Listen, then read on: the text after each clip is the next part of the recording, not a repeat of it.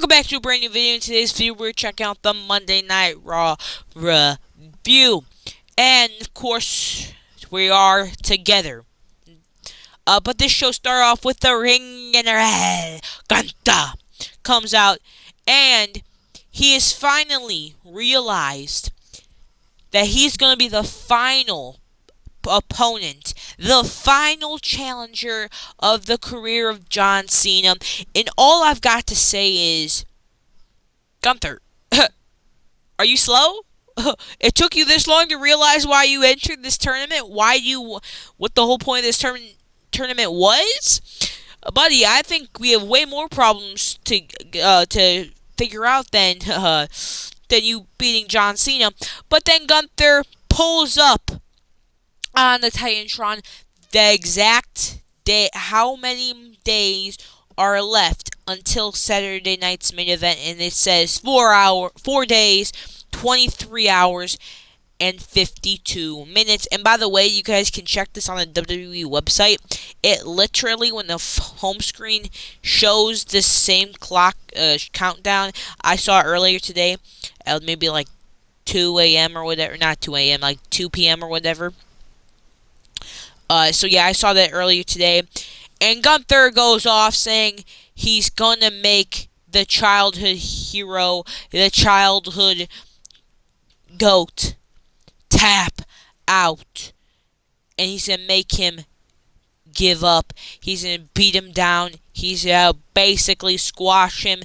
And he's going to make sure everyone's childhood is ruined and everyone's crying. And honestly, I think WWE picked the right person to have a match with John Cena. Because you would never get this out of LA Knight. Gunther is the perfect opponent, bro. Gunther is literally this perfect person to retire John Cena or have John Cena's final match. Literally in this promo, Gunther was like, I'm going to squeeze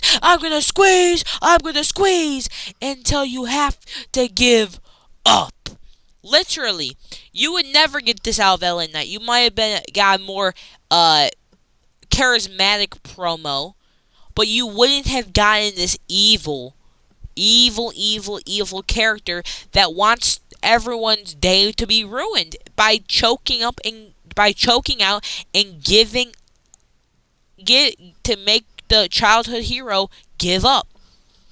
LA Knight could never do this. I'm sorry. I want LA Knight to succeed, but Gunther is the perfect person to do this. I'm sorry, man. But Io Sky came out with Kairi Sane. Kairi Sane, by the way, the guy who will be facing Cody Rhodes at Saturday night's main event. Oba Femi, the NXT champion. Now I'm telling you right now, guys need to go watch NXT Deadline. One of the best PLEs of the year. I'm telling you right now. It was one of the best PLEs of the year. Deadline was absolutely awesome. God. Sometimes I strictly don't care about the main roster that much and just care more about NXT. Is it bad that I care more about NXT than the main roster most times? Like, the PLEs this year haven't been the greatest. I won't say that. I will say that much. But NXT has always been reliable. Most reliable show. If you need a reliable WWE show, watch NXT. It's literally on the CW network, or if you have internet, if you're in a different country, it's on Netflix. Bro, please, bro. I watch NXT on Netflix because I don't know why. But let me just tell you, NXT is one of the best brands in WWE in 2025. Always reliable. Always reliable. Anyway, yep, right here. Oba Femi versus Cody Rhodes. By the way, this match is gonna be this match is gonna be it's gonna be special. But Io Sky dropped kick Kairi Sane in the chest. Of course, Asuka got involved, but Rhea Ripley had to help her girlfriend. Her girlfriend, I mean, like, you know what I mean, girlfriend, I mean, like, her friend, you know? My grandma calls all of her friends her girlfriends, you know? Yeah, I think, yeah. So yeah, but this distraction let Kairi Sane attack Io. Then during commercial break, we see this nasty stuff. By the way, Kairi eats the floor after Io lifted her up and slammed her back down to the mat. Then Kairi responded with a nice stomp to the chest. Io responded with a kick to the head. Big German on the hardest part of the ring. Don't know if you knew that. Then a beautiful springboard moonsault. As Io was trying to go for her moonsault, Asuka kicked Io off the thing. But Kairi failed to nail her stuff because Io did a thing. I think it was like a Hurricane Rana. Io hit her moonsault for the 1, 2, 3. Here's your winner, Io Sky. Congratulations, Io. And then we come in to the Vision's locker room. By the way, this locker room seems a little big for about 4 people. So I think they could have found another room. Anyway, Logan walks in, says Rey Mysterio needs to be dealt with. You see what he did to me last week? He gave me a big slap across the face. Then him and Paul Heyman were talking. Blah blah blah blah blah. Paul said the Vision got your back, and Logan said I got their back too. And then he gave him the brass knucks. Well, just in case. And they kept just saying just in case. And I think this is confirmation who the mystery guy in dressed in all black is. Just in case. The guy dressed in all black is just in case. Get it? Just in case. Just in case. Get it? But then Paul said, I like this guy. Bro, this was a hilarious segment. This is where the E comes from, the WWE Entertainment. Anyway, as Rey Mysterio is making his entrance, he gets jumped by Logan, gets thrown to the barricade, thrown into the ropes, but Rey gets a little pushback until he gets absolutely kicked straight into the face by the guy. Again, the guy dressed in all black, stomped. By the way, this stomp was absolutely brutal. Whoever gave this stomp, oof, you're nasty. The guy leaves. Logan gets the brass knucks. Boom, knocks Rey out. And LA Knight comes out, grabs the microphone, and says, if that's Seth Rollins, I might have or what did he say, aneurysm or something. Then he said, you know what, blah, blah, blah, blah, blah, blah, Logan, I want to face you tonight, with everybody saying, with everybody saying, LA Knight, and he said a bunch of yeahs, yeah. So basically, he went crazy for that, and that was pretty cool if you ask me. So, yeah, I think we can do a lot better. But also, I think WWE finally realized that LA Knight was one of the original parts of the Vision feud. I can't believe they remembered it. Can't believe it. Anyway, the Bull Raiders came on during commercial break. Also, they mentioned The Rock. Rock, get off my screen. I don't want to ever see you in my screen again. Thank you. It was confirmed LA Knight versus Logan Paul tonight. With the Dragon Lee, by the way, Iron Survivor 2025, Javon Evans. Thank you. And then, by the way, this match was confirmed.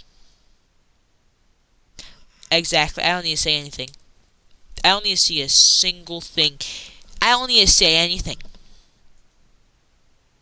Just because. Anyway, this was, it was a good match, like the last 5 minutes was. We see Dragon Lee with a big stomp to, I think that's Eric. Then Dragon Lee, this is when the match started being hilariously funny. Dragon Lee tried to pick up, Ivar for a fireman's carry, dropped him twice. Dropped him about 3 times before getting that one. Then Dragon Lee hit him with that like hidden blade type thing. Didn't really work out because both of these fools got in here. Then Eric threw Dragon Lee up to the sky and got caught by Ivar, which is a pretty cool move. And then he gets hit straight on the face with a Doom Salt. knee to the back of the head or face of AJ Styles. Then AJ decided I'm done playing. Literally hit a beautiful, phenomenal forearm for the 1, 2, 3. And then, as the New Day confronted AJ Lee, the Usos music hits, Jay's music hits with both Jimmy and Jay. They came, they started running it back, yeet, yeet, yeet. And by the way, boys, 2026 is about to cook. 2026 might be the 2024. Because we have the main event, Jey Uso and Big Jim. The Usos are officially back in the tag team division. And they said to AJ Styles and Dragon Lee, you guys might not know us, but they do. And the Usos and the New Day went face to face. Jay cooked in his promo, saying they're gonna do what they've always done to the New Day. And I'm surprised they didn't pull out that little thing. I'm surprised they didn't pull out that line saying, "Don't get already like your boy Xavier Woods." You know what I'm saying? By the way, WWE just revived the Raw Tag Team Division. I am very happy that the Raw Tag Team Division is alive and well. Because when the Usos are back in a tag team division, the tag team division is thriving. Let's go. And then they did a little face-off with AJ Lee. Also, Dragon Lee, you need to stop the feud. It's done nasty. By the way, Dragon Lee is the future of Lucha Libre, and he is the fire. Anyway, Stephanie Vacker came out.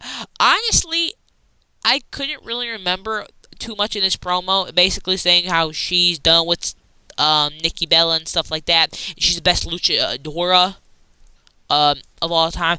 That you can look but you can't touch.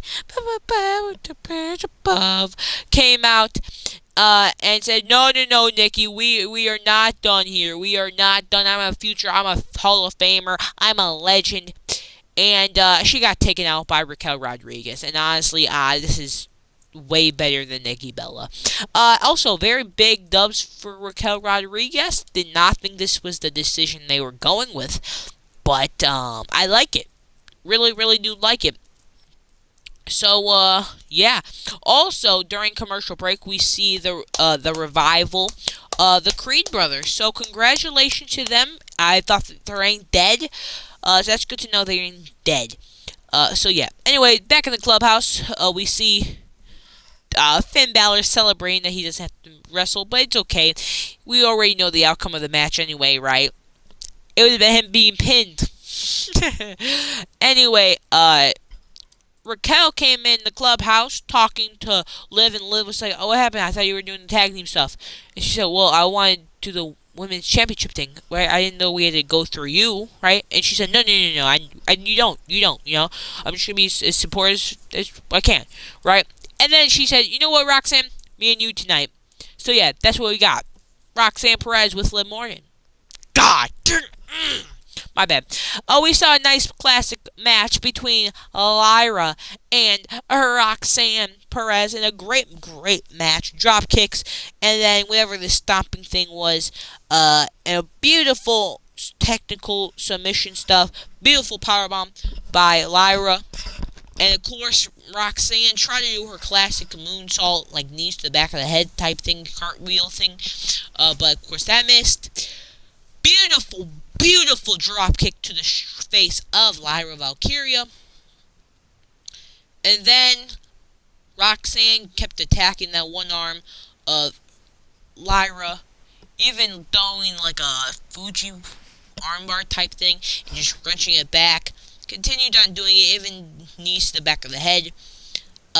After finally hitting that thing. Then, as the referee was being distracted by Liv Morgan, I mean, why wouldn't you be distracted by Liv Morgan? But Lyra got Roxanne on her shoulders. Then Roxanne used her nails, dug them in her face, and threw Lyra into the ropes where Liv Morgan kicked Lyra's face in with her heels, hitting a pop rocks on Lyra for the 1, 2, 3, and Roxanne Perez wins. So yeah. Anyway, the New Day goes off and says, "Thank God for the New Day." I think I don't even know what they were saying "thank God" for, because I came back and I was on my phone doing something. I forget what I was doing, because I don't really pay attention most of the time during these commercial breaks, and technically on commercial, most of the stuff that I don't hear. But they were just complaining. By the way, what was Xavier Woods' breathing, bro? He was like, everyone, you know what? Like, bro is wheezing over here. We got another Maxine Dupree trailer training with Natalia. By the way, Natty Neihart got squashed by Maxine Dupree. That was crazy. Anyway, time for the main event. Logan Paul came back from in commercial. Logan got hit with a nice clothesline by LA Knight. Ziggy Zag by Logan Paul. Then he gets hit with a clothesline himself. Knee to the face. Then Division come out to interrupt the chaos. But LA Knight hits the beautiful flying elbow. Then, as they were outside on the announce table, again, the masked attacker curb stomps LA Knight onto the floor, letting Logan hit the frog splash for the 1, 2, 3. Then, he gets speared by Braun Breaker, tsunami twice. And this was a very interesting segment, I will say, because during commercial break, Paul Heyman was basically introducing each and every one of them. Then, I think after he came back from commercial break, they showed WWE's Medical taking him backstage. I was very confused what this was about, but we'll find out later. Then the microphone gets given to Braun Breaker, and Braun Breaker goes off on CM Punk saying, by saying, you say that you don't use drugs, you never drank a sip of alcohol in your entire life, you're straight edge, right? But why do you still look like the biggest crackhead around here? And I died laughing, I'm not gonna lie, that was pretty funny. I will give that to you, Braun. That was pretty funny. Then he said, blah blah blah blah blah. I don't want this old CM Punk. I want the old CM Punk. I want the CM Punk from 2011, 2012, 2013. The man that walked around these halls feared. Also, and says that I'm gonna, which by the way is a very concern that many fans on the internet. Which, by the way, why are you caring about the internet? Which people have been critiquing that Punk's been too safe. He's not that same man he was in 2011, 2012, 2013 when he walked out of the WWE. And then Braun starts going off the rails saying that he's gonna Braun break him. What does that mean? What does Braun break mean? I'm gonna Braun break you, CM Punk. I started dying laughing when he said that. Then Braun Breaker said, I'm gonna take your wife too. I don't even know what that means. And then he said, I'm gonna spear you 1, 2, 3. I'm gonna spear you 1, 2, 3. I'm gonna spear you 1, 2, 3. I'm gonna spear you 1, 2, 3. I'm gonna spear you 1, 2, 3. Like, what are you doing, bro? Like, how many you want? 1, 2, 3. Like, makes no sense. So yeah. Anyway, the Vision, Logan Paul and Braun Breaker go backstage to help to finally take out LA Knight, but LA Knight fights back a little bit, but they ended up getting put through the table. Then they decide to put LA Knight in the car, and Bronson Reed tsunamis him onto the car, and yeah, that's how Monday Night Raw ended. By literally LA Knight being tsunami through a car. So there's a couple of questions when I saw this when the show ended. Immediately entered my head: is LA Knight being released? Is he being released from his contract? Like, is his contract expiring soon? Right. That's the first thoughts that came into my head. Because this kind of reminds me of how Ricochet got, how Ricochet got, written off TV. And by the way, I'm still waiting for Ricochet to return. He's been gone for about, I don't know, it feels like a year and a half. Wonder what happened to Ricochet. Doesn't anyone know what happened to Ricochet, man? Hopefully he comes back soon. He's been gone for a little bit too. Uh, but hopefully this isn't as long as Ricochet's thing. But then I saw a thing online that says last summer LA Knight signed a contract for like 5 years. For a 5-year extension. So I seeing that report or seeing that like post makes me think that LA Knight's going to be with the company still. So I'm expecting to see him as soon as the 1 year anniversary on Raw. And the latest I'm expecting to see him is probably the Royal Rumble. So I do expect him to be back in like under a month, or maybe closer to 2 months. But since seeing the report, I'm gonna guess he's gonna be back soon. But the first thought I was like, oh my god, there's no way, right? There's no way. There's no way, right? LA Knight's gonna be. Is Eli Drake gonna be All Elite? But now I'm thinking about it, I don't think he will.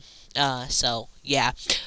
So knowing the context that he signed a 5-year contract like last summer, makes me feel better. So yeah. What do you guys think about this episode of Monday Night Raw? Leave in the comments below. Anyway, subscribe on your way out. Anyway, have a beautiful rest of your day. See you tomorrow. Bye.